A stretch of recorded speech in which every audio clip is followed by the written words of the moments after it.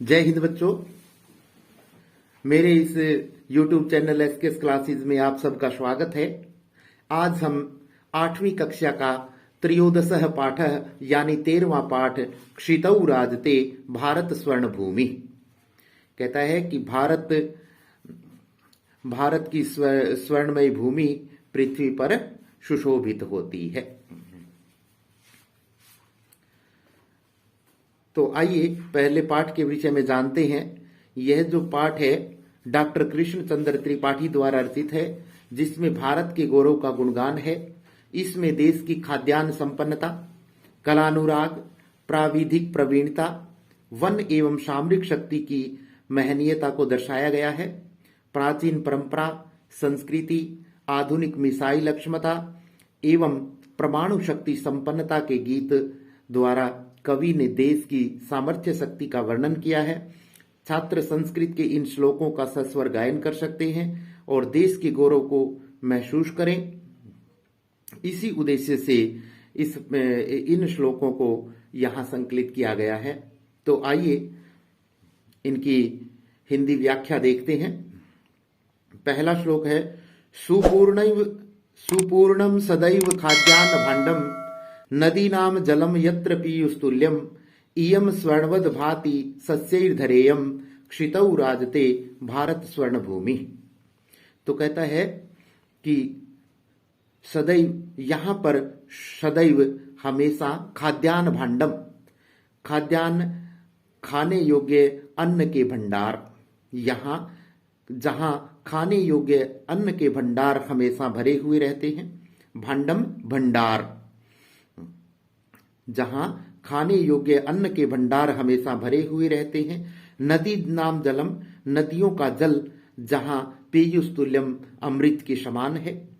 इयम स्वर्णवद भाति सस्यैर्धरेयम, कहता है कि सोने के समान सुशोभित होने वाली फसलों से यह धरती परिपूर्ण है। फसलों के समान, सोने के समान सुशोभित होने वाली फसलों से यह धरती परिपूर्ण है। ऐसी भारत की स्वर्णमयी भूमि इस पृथ्वी पर विराजमान है, सुशोभित है। दूसरा श्लोक है त्रिशूल अग्नि नागई पृथिव्यस्त्र घोरई अणुनाम महाशक्तिभिः पुरितेयम सदा राष्ट्र रक्षारतानाम धरेयम क्षितौ राजते भारत स्वर्ण भूमि। तो कहता है कि हमेशा राष्ट्र रक्षारता नाम, राष्ट्र की रक्षा में, देश की रक्षा में लगे रहने वालों की यह धरती त्रिशूल, अग्नि, नाग, पृथ्वी आदि भयंकर अस्त्रों से और अणुनाम महाशक्ति भी परमाणु शक्ति से परिपूर्ण है। हमेशा देश की सेवा में लगे रहने वालों की यह धरती त्रिशूल, अग्नि, नाग, पृथ्वी आदि भयंकर अस्त्रों से और परमाणु शक्ति से परिपूर्ण है। ऐसी भारत की स्वर्णमयी भूमि इस पृथ्वी पर विराजमान है, अर्थात सुशोभित है। तीसरा श्लोक है इयम वीर भोग्या तथा कर्म सेव्या जगत वंदनिया च भूदेव गेया सदा पर्वणानाम उत्सवानाम धरेयम क्षितौ राजते भारत स्वर्ण भूमि। तो कहते हैं कि इयम, यह धरती वीर भोग्या, वीरों के द्वारा भोगी जाने वाली है। कर्म सेव्या, कर्मों के द्वारा सेवन करने योग्य है। जगत वंदनिया, और संसार के द्वारा वंदना करने योग्य है, पूजा करने योग्य है। और भूदेव गेया, और देवताओं के द्वारा वंदन करने योग्य है, देवताओं द्वारा वंदना करने योग्य है। सदा पर्वणा नाम उत्सवा नाम धरेयम, यह धरती पर्वों और उत्सवों की, सदा पर्वों और उत्सवों की धरती है। अर्थात यहाँ पर भारतवर्ष की इस धरती पर पर्व और उत्सव खूब मनाए जाते हैं। ऐसी भारतवर्ष की स्वर्णमयी भूमि इस पृथ्वी पर सुशोभित होती है।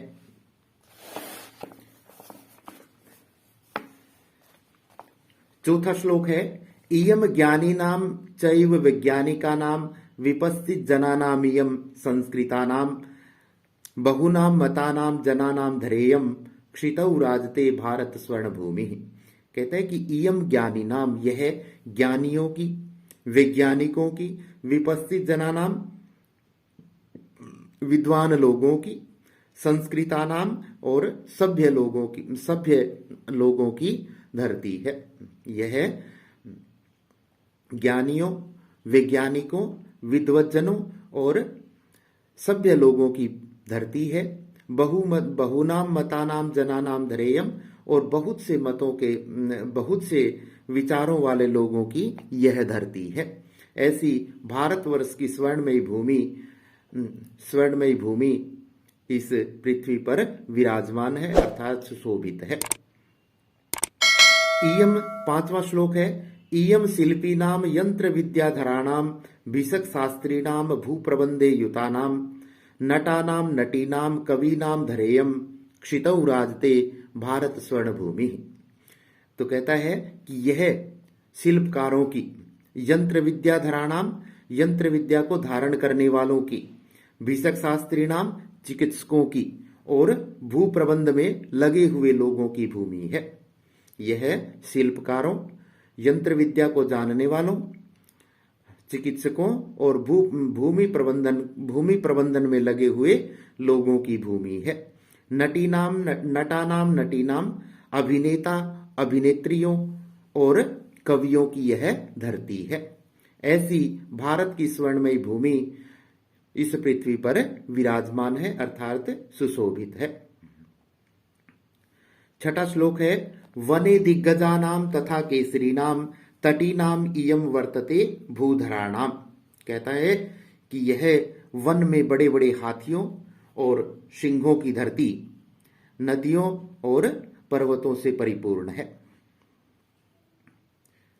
वन में बड़े बड़े हाथियों और सिंहों की यह धरती नदियों और पर्वतों से परिपूर्ण है। सिखीनाम सुकानाम पिकानाम धरेयम, शिखीनाम मोरों, सुकानाम तोतों और कोयलों की यह धरती है। यह धरती मोरों, तोतों और कोयलों से परिपूर्ण है।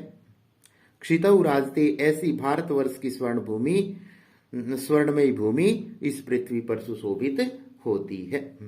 यहाँ पाठ का हिंदी अनुवाद अर्थात व्याख्या समाप्त होती है। धन्यवाद।